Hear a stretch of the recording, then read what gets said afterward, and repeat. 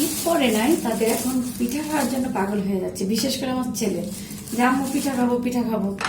তা ভাবলাম যাও তুমি নিয়েই আসো তোর বাবার সাথে, যে পিঠা নিয়ে আসলো।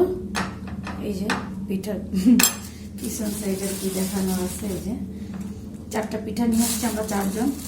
ও কেমন করে এই মশলাটা দিছে, এটা কেমন ভিজে গেছে এখানে। এই যে এটা মরিচের ভর্তা দিছে, আর একটা মনে হয় ধনিয়া পাতার ভর্তা দিছে, আর এখানে মনে হয় 2টা ঝুঁকি পিঠা আছে, ও 3টা। ভেঙে যাচ্ছে, একদম গরম।